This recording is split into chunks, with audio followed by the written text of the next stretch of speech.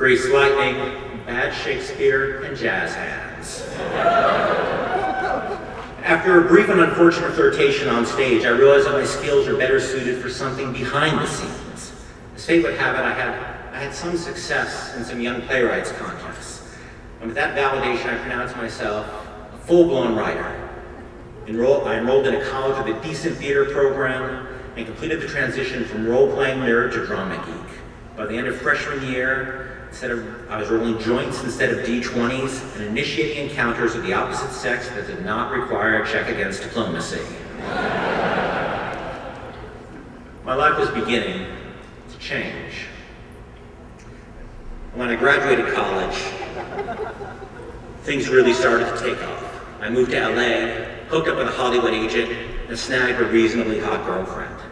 I was even sharing an apartment with Marissa Tomei's brother, one of the Goonies, and the guy who starred in Leprechaun 2. And that dude totally fucking carried that movie, I'm sorry.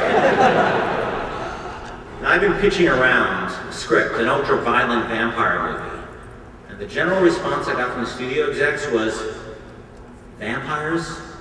What are you, 11? No adult wants to see a movie about vampires. But the movie executives still, for some reason, seem to like the cut of my jib. So before long, Paramount had this idea for this movie, a romantic comedy, and they called to tell my agent they wanted me to write it. Now, how they decide upon me? Now, I was not in the room, so I wasn't there, I was not a fly on the wall, but I imagined the conversation went something like this. So what's on the agenda today, boys? Well, we need to get a movie written. Well, what kind of movie? It's a frothy romantic comedy, perfect for the soccer moms and the matinee crowd. Amazing, so who are we gonna hire to write it? Well, how about LevIne? LevIne? Who's LevIne? Oh, you know, he's that dweeby kid with that piece of shit vampire movie we hated. Fantastic, somebody get my checkbook. I think we got ourselves a blockbuster, and that was it, I was hired. I was no longer Ken Levine, pathetic nerd. I was Ken Levine, Hollywood fucking screenwriter. I was so about breakfast with my agent, fancy lunches at the studio, and fancier dinners with my manager. You know, I even started to feel like I was fitting in with the Hollywood scene. Nobody there was remotely like my nerdy friends. These weren't gamers, you know, these weren't comic book geeks. These were people who thought Doctor Who was their kid's ophthalmologist.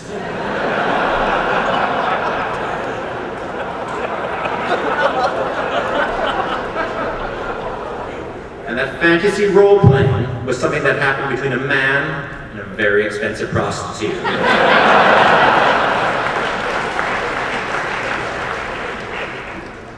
And truth be told, I was never comfortable in this scene, but I felt like I should be, right? I thought, this is my place. Why can't I be the cool guy? Why can't I be the winner? No, fuck vampires, fuck Dungeons and Dragons, fuck Wing Commander and Spider-Man and all that shit. Now, I want to read Architectural Digest, and I want to watch foreign films that don't have people like this in it, okay? Why do I have to be the nerd forever? And so I threw myself into the romantic comedy with gusto. This was my chance to prove myself, to show my true colors.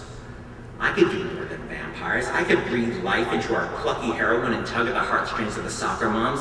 This movie was going to prove once and for all that I was not who all those guys in 7th grade thought I was. And then, in what should have been a surprise to absolutely no one, my romantic comedy turned out to completely suck. And before I knew it, my friends at the studio started acting about 100% less friendly. And approximately 10 seconds later, I was out of a job. Shortly afterwards, I called my agent and found out she had taken a position at Warner Brothers and not bothered to tell me. Hearing the news, I pleaded with her former assistant. But she's my agent. He was quiet for a moment and then said, with a small trace of pity, not anymore. And with that, I went from Ken Levine, the screenwriter, to Ken Levine, the guy who used to be a screenwriter. The truth is, not much happened to me over the next 7 years. I drifted through a bunch of random jobs that had neither passion nor particular talent. But as my life was losing focus, games were gaining momentum. Metroid, Zelda, Herzog's Y, XCOM, Civilization, yeah, bring it. Star Control, Warcraft, Ultima Underworld. I got lured back in to gaming, and I got lured back in hard. Now, I was miserable during the day, but the moment I got home and turned on my SNES or turned on my PC, it all sort of went away.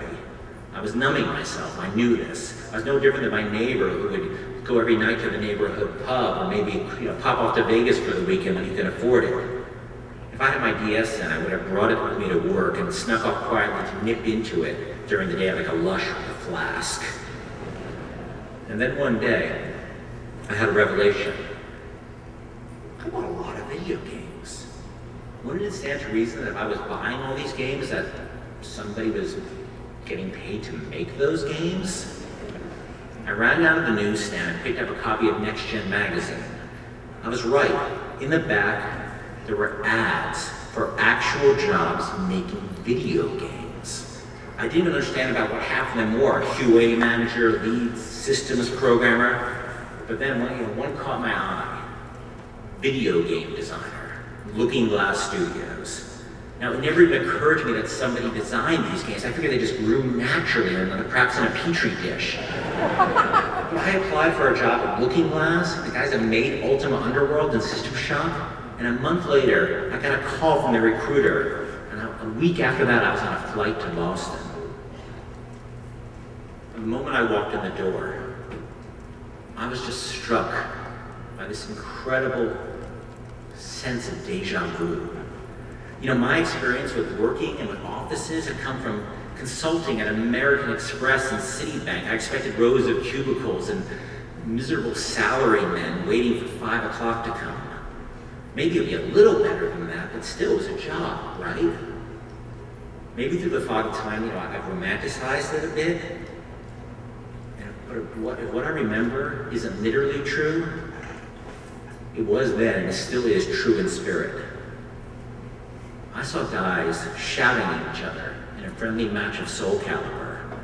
I saw one dude screaming at mock rage in his buddy as his friend flipped a surprise card, mana burning him to death.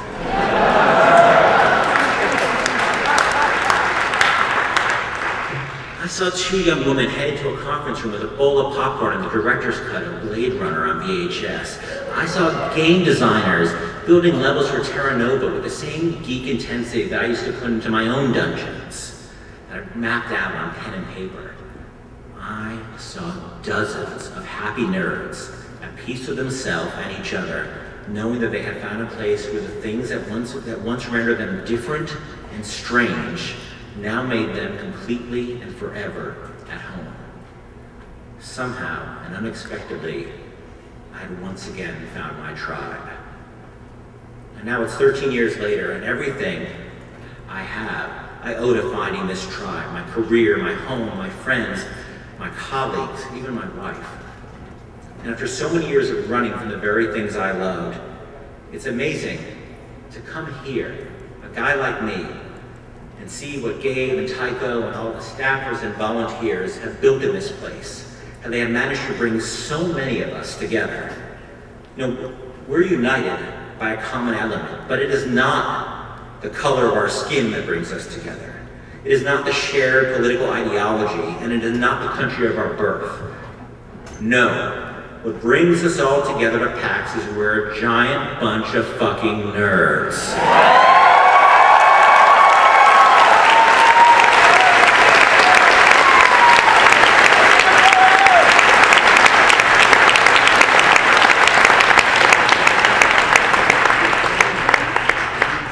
But even as we're united, it's even more amazing for me to see how diverse nerddom has become.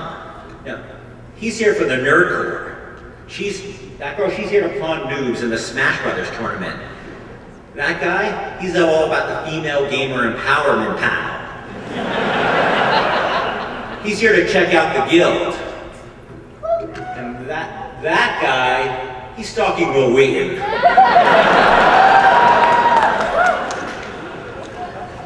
Now, what does an older dude like me have to say about all these strange and varied interests, most of which didn't even exist when I grew up, when I came up as a nerd? Bring that shit on!